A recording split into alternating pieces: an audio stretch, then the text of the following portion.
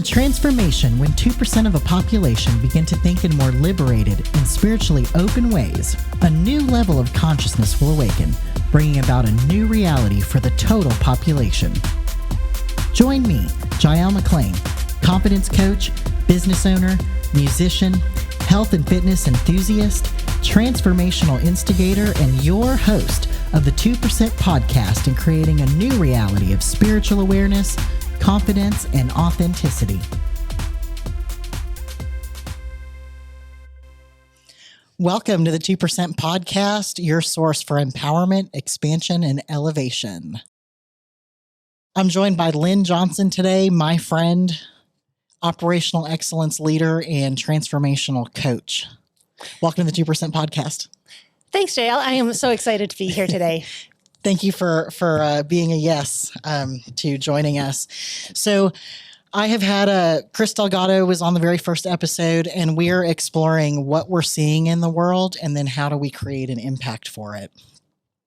So what's your experience? So I guess from the what do I want to see in the world? I certainly want to see a world where everybody gets to experience love and joy and is really living in the abundance that I know is the reality out there. And what I am seeing today is a lot of divisiveness, a lot of separation, a lot of people being in position against and pushing against things. Yeah, I definitely agree with you on experiencing resistance. And part of what we learn in this transformational work is not what am I positioned against, but rather what am I attracting or what am I standing for? And so that really lands with me.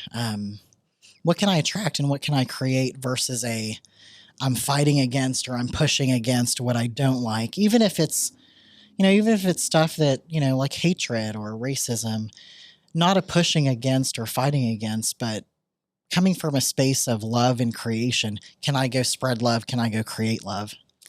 Yeah, I really, that lands with me. So this whole idea of, what you resist persists, or, when you feel somebody push on you, what is your reaction? I know somebody pushes on me, my natural inclination is to push back, and there's a little exercise where, if we were to put our hands up and we just stand there and I start to, your automatic reaction without any instruction is to push back. Wow. Yeah. And is very, very instinctive. So, how do we take a little bit different approach? How can we, it really is that idea of what do you stand for? And to me, standing for is just a place of inclusion. People can align. We can start to see where we are similar.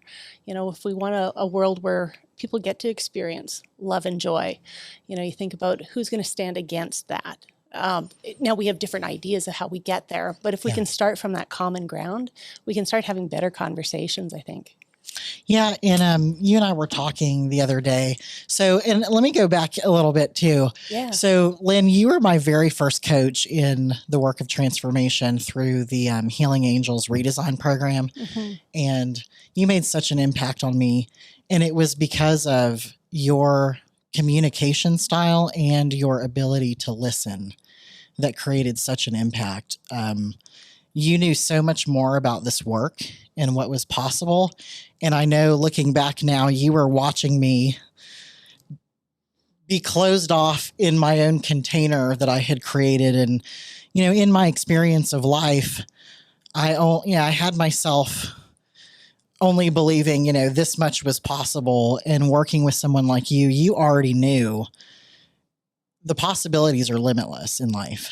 And you didn't come from a place of judgment either. Even though you were watching me have false beliefs or operate out of scarcity, fear and scarcity, you offered me a safe space, really. And it was a listening ear and non-judgment, even though you knew I was just beginning the work. And there was so much more for me to go on and take hold for my life. And so that being said, back to communication, what how would you want to experience communication, or how do we impact the communication that's happening out there? So I think from a communication standpoint, right? It really is. There's that little, almost trite saying, you have two ears and one mouth. But can we listen Yeah. more? And can we listen more from that place of how do we understand? What is it we can find in those other people? What can we hear? What can we learn? I think curiosity and questions are such a powerful tool. And suspending judgment. I mean, I think we all have that inclination, inside of us to jump to conclusions. It's kind of in our nature and our wiring. It's how we evolved as human beings, to be able to jump to conclusions and make decisions and react very quickly. And when you're being chased by a tiger, or stalked by a tiger, it's very good. But in today's society, a lot of those instincts, I think, do us a lot more harm than good. By not listening, by not understanding, by closing off those conversations, we really create barriers. Yeah. What comes to mind for me around communication too is, one is really, it's the listening piece first. And am I listening to respond, or am I listening to understand? Mm-hmm. And I've experienced also, and I've been guilty of too, listening to respond, or even asking, you and I talked about it, having these bait questions where I already know how I want to respond, and I'm asking a baiting question so that I can go, boom, mic drop, make my big point, or spread my message, or be right about something. Mm-hmm. And so one of the takeaways that I have, and one of the things that, can be practiced at home, is pause and understand when you're asking a question. Are you really asking to create an open dialogue, or are you asking so that you can be right about something and have a response already prepared? I think that's, there's a lot there, right? That whole idea of judgment, that whole idea of the need to be right. And I think Brené Brown says it really well, am I here to be right, or am I here to get it right? And I think if we could, and again, that idea of curiosity, can we stay curious just that little bit longer? Can we ask a better question, an open question, and then really listen so we can understand? Yeah. And then something that really landed with me a couple of years ago was, what if I was open to being wrong? What if I could be wrong about something and that be okay, and it not send my ego into overdrive? It's a tough one. So how many more bridges could I build if I didn't need to be right about things, and I could say, hey, this is what I believe. I'm open to being wrong, and tell me more about what you believe and why. Yeah. I think there's a lot of power in that. Yeah. Adam Grant talks a lot about this idea of think again, and that idea of staying open and being curious. And the idea is, you get new information. Are you open to hearing that information and making a better decision? And quite often, in my experience, two people coming together with differing views, if we can have an open dialogue, if we can actually actively listen to each other and hear, not listen to respond, but listen to hear and synthesize that information, what we come out with at the end is oftentimes a way better answer than what I walked in with. Yeah, and it's really it's important for purposes of inclusion and having everyone feel heard. I know it's important to me to feel heard, to feel listened to, and if I have a challenge or something I'm dealing with, to feel like, hey, people have my back, my friends, my family, they're supporting me, they're hearing what I'm going through, and I feel loved. I feel loved, and I feel like this inclusion and connection. Yeah, well, and I think that all does comes back to this whole idea of how do we feel safe? How do we create that safe space? And you talked about that, in the beginning and when we met in that first transformational training that you participated in, and just how powerful that is to give somebody that space to figure it out on their own too, not to flounder necessarily, but with again some good questions to prompt some different thinking and that safety that they can think through it and work through that. And that's what was so magical. I'm sitting here with a big smile on my face because looking back again, it's like you knew how much further I was going to go, and you knew how much more is available to me. And it's like it brings me this sense of joy to know, like, you were watching me. You knew I was going to have major, massive breakthroughs. There's so much more there. And you kept quiet. You sat back, you listened, and then you did have really powerful questions about what was possible. Do I want to continue?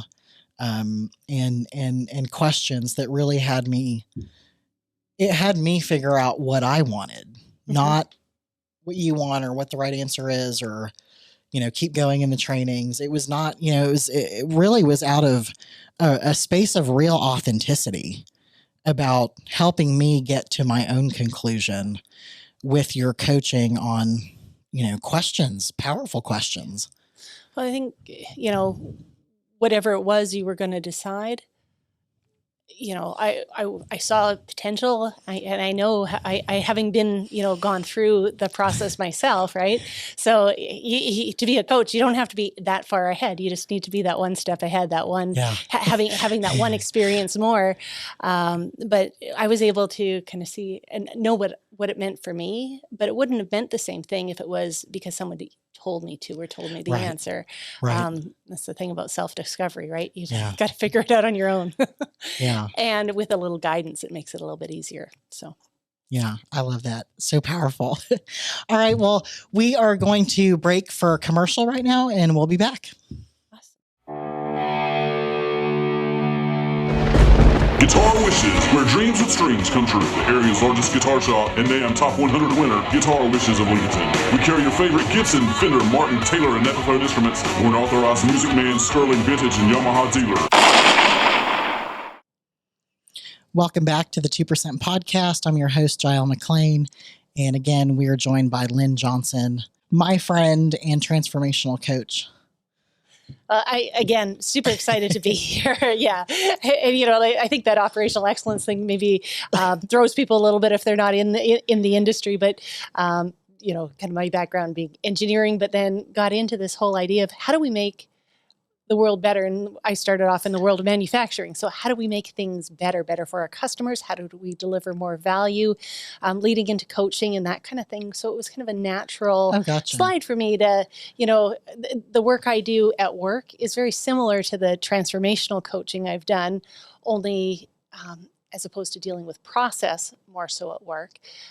We're dealing with people and their experiences, but both are very, very people centric. Yeah. So awesome. Yeah. Capitalize on a lot of the same skills. Yeah, absolutely. So we're talking today about what we're seeing in the world and how do we create an impact and how do we transform if there's anything that we're experiencing that we don't particularly align to. And so centered around our conversation today was communication. And how do we communicate with one another? Well, what does that look like in a really healthy way? So we talked a little bit earlier about the need to listen more and listen, not just listen as a pause in the conversation, but really listen to understand. Really listen, understand the other person's point of view. What parts of their context, what parts of their worldview inform that. I always like to look for, not just how are we different, and probably more so than how are we different, how are we the same? And, I think a lot of the conversations we have nowadays, or I hear and experience nowadays, it seems like, one person's way over here and one person's way over here, and there's such a great divide between them. But if we actually, take the time to listen, I think in reality, there's a lot of overlap. We have some differences, but we have more things the same than we do have different. Yeah. And I'm really hearing right now, listening to you, how there's connection that's created in listening. And I tend to think of connection as communication. But really, connection it can come from different methods or different sources. And that hit me right now, that I can create connection really with how intently I'm listening and how, the level of my engagement, and not listening, but hearing. Yeah. And that's been my experience. Actually, there's a fellow kind of in the business world that talks a lot about how do we make leadership, truly human leadership, and his name's Bob Chapman, but he talks about there's all these courses on communication, but they're all about how to talk. He says, where's the course on listening? Yeah. And just how important that is. And really in terms of whether you're building a business, building a relationship, trying to build a better world where we can have better conversations. And I think if I'm not willing to listen and hear what you have to say, why would you be willing to listen to me? Yeah. Yeah, and I think that plays into what we're seeing and experiencing in the collective. And that's not to say that there's not really great things out in the world. I focus on the abundance, and there's plenty for everyone, and we all get to have, and there are more than enough resources. So I definitely focus on, yes, there is abundance. There is enough for all of us. And there are things that we get to transform, and we get to achieve this together as a human race, and we get to continue to elevate and expand together. I really, that hits for me. It just really makes sense. Like this whole idea of, when we think about abundance, if we have abundance and enough for all, we don't have to be in a fight over those scarce resources. But when we flip into that scarcity mindset, well, then you get into that fear. Is there going to be enough for me? Yeah. And if I'm worried there's not going to be enough for me, and enough love, enough money, enough whatever that may be, then we want to grab, and we want to take, and we want to hold close. But when we allow that exchange to happen freely, it really makes the things we can achieve together are just incredibly huge. Yeah. And I'm feeling that too. I love it because we're also, it's ingrained in us that in order for me to win, someone else has to lose. And that's how we play games. And it's how I get to speak from my point of view, but that's how I have lived life as well, thinking that if I want to win, then other people can't win. If I want the promotion, someone else doesn't get the promotion. And really it's stepping into how can everyone win, and how can I create win-win situations and win-win conversations. And I mean that, I've actually recently read Stephen Covey's 7 Habits book with a group of people at work, and, kind of taking them through it again, but going back to, I don't know, when did he write that? In about 1980, somewhere in around that range. But he's talking about win-win in that book. There's a whole section on that. How do we create that win-win dynamic, and just how powerful win-win is, and just how often do we not think of that? Our instinct is sometimes to push the other aside so we can step over somebody to get what we want. And if we can stop doing that, and acknowledge the fact that it is there is enough for everybody. And I think some of the games we play as kids, and like you were talking about, right? So there's a winner and a loser. But those are very finite games. And if we start talking about this infinite game, and games that don't have an end. The game of humanity. The game of humanity, exactly. The game of life. That if we can take that and just say, well, where the object isn't to win to win and have somebody else lose, but the object is to keep playing and keep everybody playing. Yeah. There's just so much power. Yeah, like everyone getting to win. And as you're talking again, I'm seeing opportunities in my life where it's not that I'm approaching I'm no longer approaching people with a win-lose mentality, but I'm seeing opportunities where, oh, I'm approaching maybe more neutrally, but I'm not intently and purposefully approaching to create win-wins. And so that's something I'm gonna action on that this week to make sure that when I'm in conversation or I'm engaged with someone else, I consciously am approaching with the intent to create a win-win, Mhm. and not just sitting back and doing nothing or not listening, or the drift, Mhm. you know, Yeah. that drift mentality that, like, yeah, oh yeah, I talked to this person, I talked to that person today. Getting stuck in the flow Yeah. of the way the world currently has been working, right? Yeah. And what we've been seeing. And I think there's a lot of power in this whole idea, right? This, as we're having these conversations, we're creating awareness, and just how powerful awareness is, because with awareness we have choice. And so there's, when there's something takes place, some kind of action or some kind of event, can we take a pause before we react, and then take an action that's in alignment with our core values and our beliefs? And like I said, one of my big values are around love and joy and spreading that in the world. So as I'm reflecting, and sometimes it's in the moment and I'm really on my game and I can have this conversation in real time, and sometimes it's a reflection, sort of an after action review kind of thing. And how do I do better next time? But is the choice I'm making, are the words I'm putting into the conversation, is the action I'm taking, is it adding more love or taking love away, or is it adding more fear? Yeah. And if I can, do that balance and that evaluation, if I can make the choice that adds more love, I think we're in a better place as humanity. Yeah, that's really powerful. Yeah, I'm thinking about, again, like, making sure that I'm purposeful and intentful when I approach, or when I'm listening, or there's someone making contact with me, and to just to focus on them, and then take it back to, like, what is it that I want to create, Mm-hmm. and what is my come from, Mm-hmm. is what I'm trying to get to, is what is my come from right now. Is it from Yeah. love, or is it from fear? Is it from abundance or scarcity? Yeah. Yeah.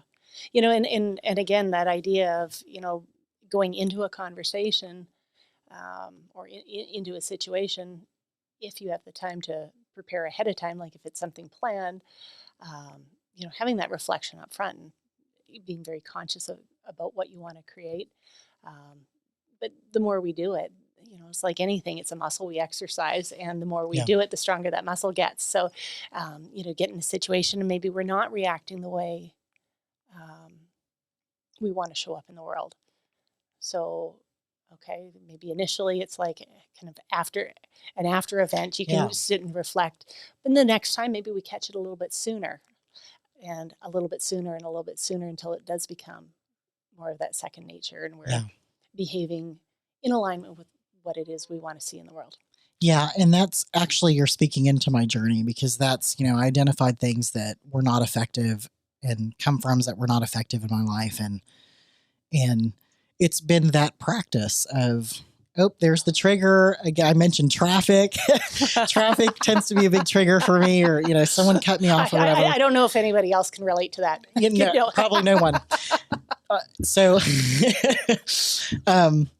And so that's been my journey, is, like you said, it was realizing after the fact, like, oh man, I just messed that up or whatever. And then going, okay, next time I get to do better. And it's been a series of that awareness and catching it sooner and sooner, to where I'm really realizing, like, everything is a choice.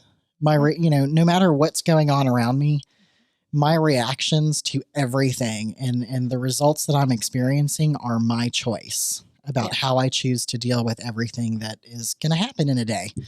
And that's been my journey. I think there's many of us on that journey. Yeah. So, having those pauses and like, how do we learn? How can I be a little bit better today than I was yesterday? Yeah. And if we can always take that step forward, Yeah. I think there's a lot of power in that. I had another thought in it. And where I was going to go with that was just escaping me. I'll circle back to it. But yeah, like I don't think perfection is what the expectation is. We're all learning. Yeah. We're all, and I think that just triggered it, right? It's like, we're all doing the best we can with what we've got, and our upbringing, what we've learned over the years. But if we can look at people and with the idea that, with the assumption that they're doing the best with what they've got too, give them the biggest amount of grace we can extend. Yeah. I think that opens up a lot of possibilities and a lot of room for conversation. I think people are very perceptive, even to the unspoken things. So if I go into a conversation with you with assumptions, negative assumptions about your intent and those kind of things, it changes the dynamic of the conversations without me saying anything. But if I can flip that and assume you have good intent, doesn't mean we always do the right thing, but I certainly don't always do the right thing. But if people can grant me the grace that my intention is good, then and that you're doing the best you can with what I've got. Yeah, beautiful. Yeah. Well, thank you so much. It's been an absolute pleasure to have you. And check out. I think what do we want to do? I think we want to stick healingangels.org in the comments and check out the redesign trainings. This work of transformation it's been transformational. Yeah. And certainly opens up the doors to a lot of things as an individual, at least did for me, and then making some of these great connections. So yeah. Thank you so much, Lynne. Thank you. If you like this episode, join us for future episodes on the 2% podcast.